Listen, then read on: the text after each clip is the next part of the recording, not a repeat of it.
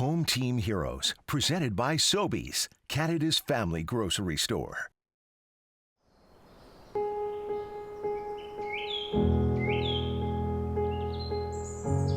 What does this remind you of? The first thought that comes up is the dates, 1894 to 1976.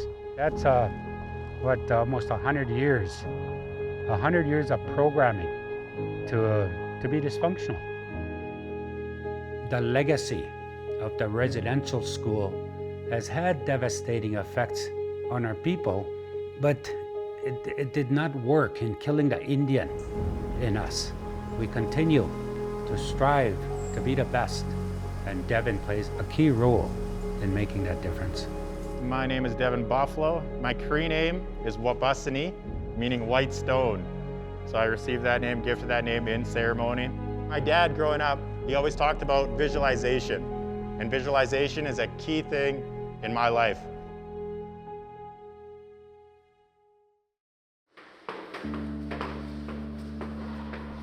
Devin Buffalo's journey is proof positive we can take control over our destinies.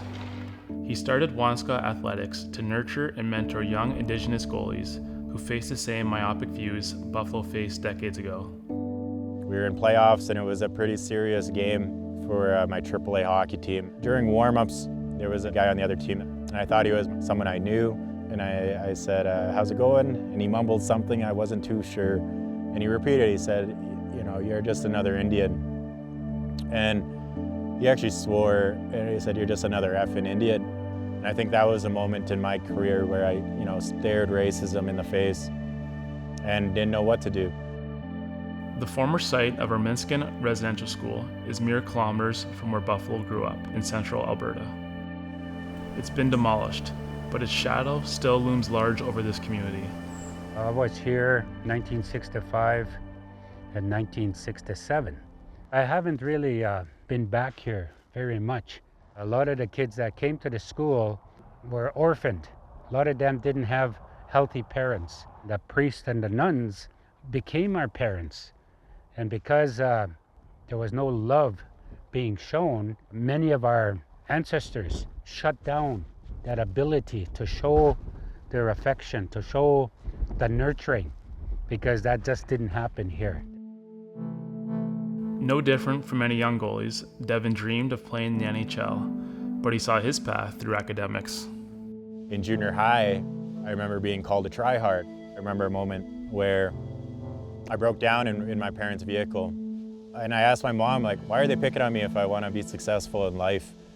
She just encouraged me to keep going, encouraged me to not give them the power that they, with their words that they thought they had.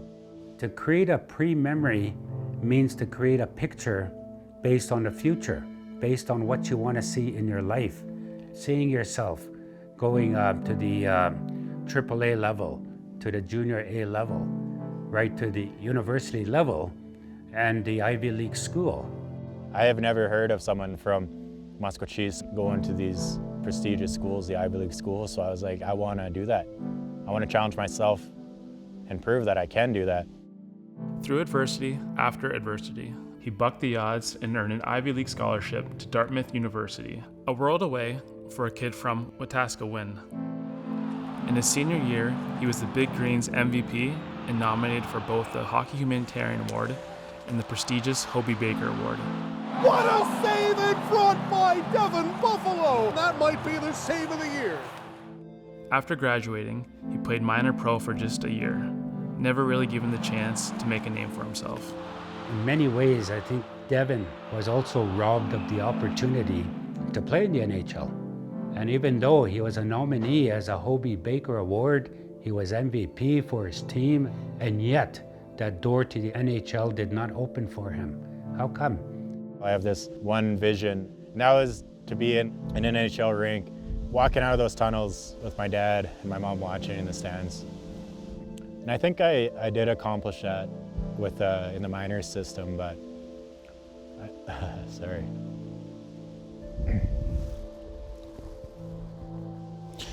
Sorry, I just take.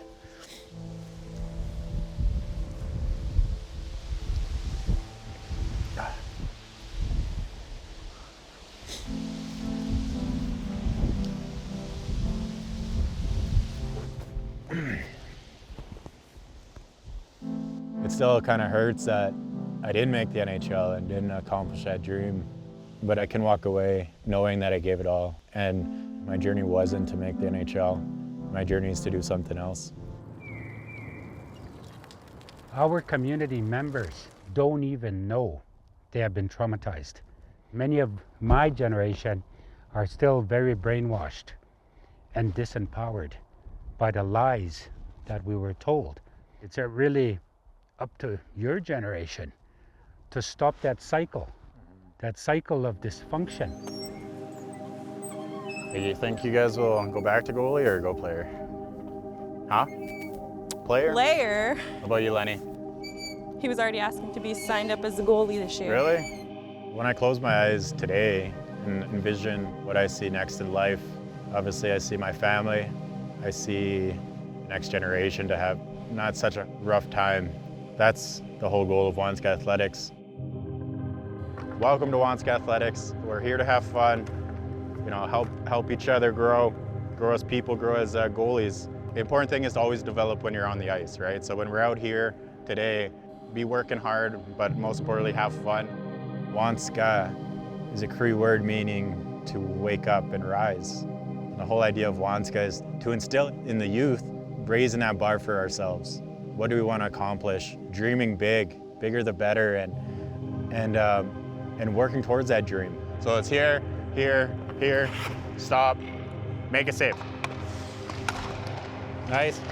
I call it the rise of Indigenous athletes because if we can instill that now, all these stereotypes that were kind of placed upon myself won't be there. The work that he does today, I see it clearly. His heart is 100% into really wanting to make a difference. Sometimes it's not even just opening doors, it's kicking doors open. What I talk to the youth about is we gotta reclaim that right to dream, and that's a byproduct of colonization, is that we're not supposed to be dreaming that big. We're supposed to be dreaming of what we can do on the reserve. We're scared to share our dreams with people because someone might cast doubt on it. Here's another exercise. Close your eyes. Think of whatever you want to be when you're older. Whatever the dreams are, don't be afraid to tell someone your dream, okay?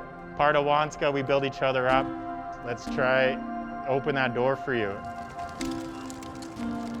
Our ancestors, before all this happened, they were healthy, they were strong. That's what we have to go back to. Having survived all this abuse, not just this, but all the other abuses, and we're still here today. There's a reason for that. After my hockey career kind of wrapped up, I was at my mom's house and I noticed she had this University of Alberta jacket, and using Waniska, I had this new dream, and it was to attend a University of Alberta law school. I studied for the LSAT and wrote my applications.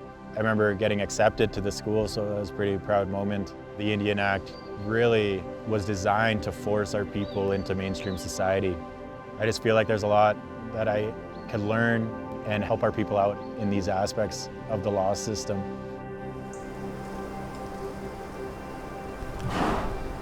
I think myself and others included kind of have that connection to the land, right, to return. And I felt that pull when I was in New Hampshire at Dartmouth, that I wanted to come home and see what I could do here.